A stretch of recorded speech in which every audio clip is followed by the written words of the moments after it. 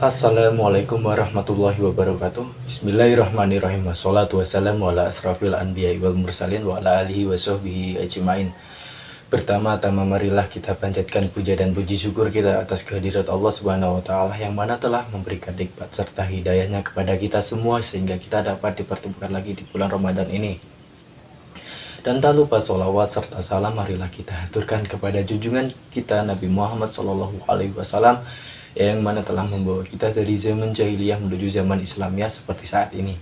Pada video kali ini saya akan membawakan kultum Ramadan yang berjudul Amalan di Akhir Bulan Ramadan. Seperti yang kita tahu, mana kita sebentar lagi akan menjelang memasuki di hari akhir Ramadan. Maka apa sajakah amalan menjelang 10 hari di akhir Ramadan yang mesti harus kita lakukan? Umar radhiyallahu an pernah berkata, Rasulullah Shallallahu Alaihi Wasallam selalu melakukan itikaf di 10 hari terakhir bulan Ramadannya, seperti yang sudah tertera di hadis riwayat Bukhari Muslim. Yang artinya, menurut Imam Nawawi di dalam Riyadhus Shalihin, itikaf yang berarti menahan, sedangkan secara istilah syariat berarti tinggal di dalam masjid untuk beribadah dalam jangka waktu tertentu. Hadis di atas menurut Imam Nawawi menjelaskan secara gamblang bahwa umat muslim diperintahkan melakukan itikaf di 10 hari terakhir bulan Ramadan sebagaimana yang sudah dicontohkan oleh Rasulullah Shallallahu Alaihi Wasallam. Dan kegiatan ini baik untuk mencernihkan hati serta menyibukkan diri secara utuh untuk ketaatan dan meniru perilaku malaikat dan sebagai upaya mendapatkan Lailatul Qadar.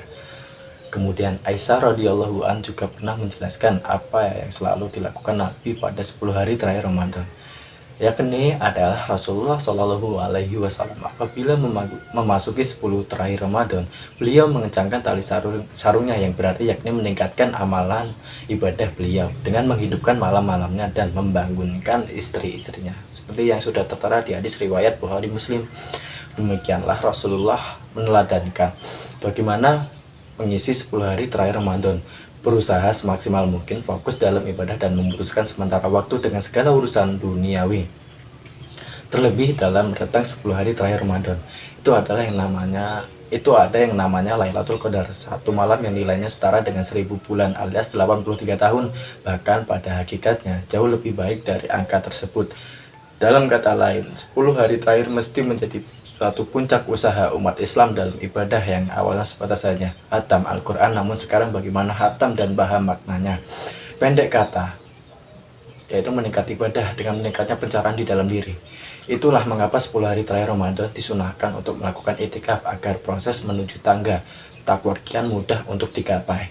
Sebab 10 hari terakhir Ramadan adalah momentum perpisahan di mana segala perilaku yang positif di dalam diri mesti tetap terjaga di luar Ramadan. Dan segala amal soleh yang dilakukan di bulan Ramadan terus menjadi bagian yang tak terpisahkan dari kehidupan diri dan keluarga sepanjang hayat. Namun, apa sajakah tantangan terberatnya? Tantangan terberatnya adalah bagaimana kita menjadikan bulan Ramadan untuk tetap hidup dalam jangka waktu 11 bulan ke depan, terutama setelah beberapa hari lepas dari Ramadan saat Lebaran dan selanjutnya.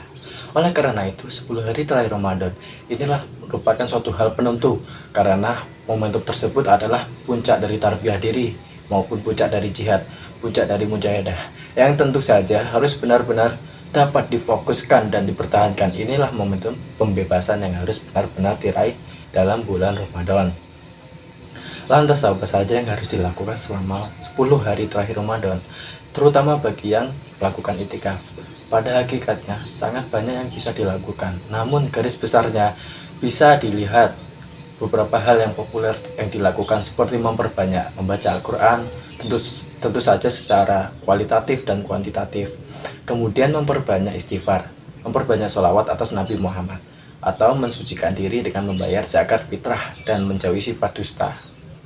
Rasulullah bersabda, barang siapa yang tidak meninggalkan perkataan dusta, maka malah mengamalkannya, maka Allah tidak butuh dari rasa lapar dan haus yang dia tahan. Seperti yang sudah tertera di hadis riwayat Bukhari, berkata dusta di sini termasuk hal yang fitnah, kemudian meninggalkan perkataan yang sia-sia atau lahu dan rofats atau kata-kata yang negatif alias jorok.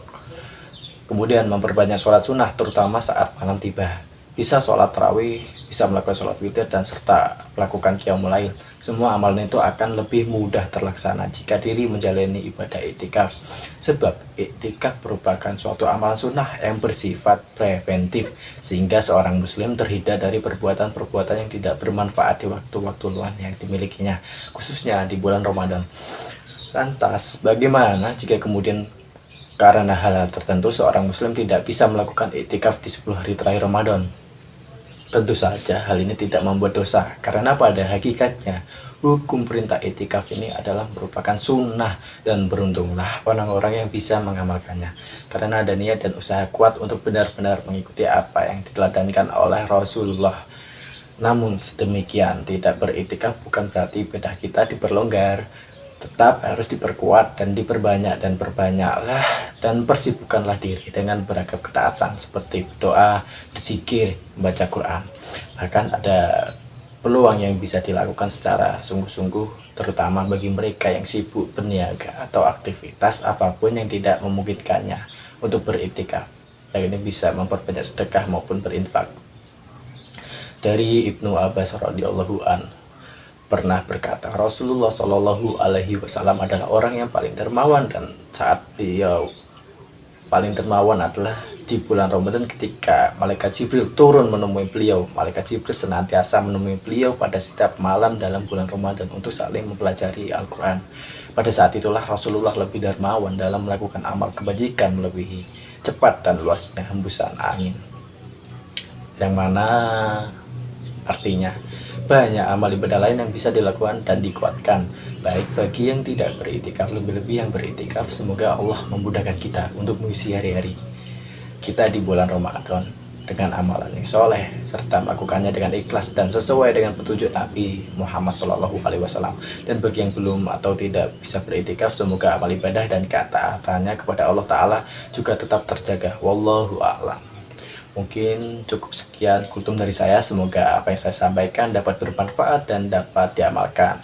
Apabila ada salah kata dari saya maupun ucapan saya pribadi, mohon maaf yang sebesar-besarnya. Dan saya akhiri, nun wal kulami wa mayasturun. Wassalamualaikum warahmatullahi wabarakatuh.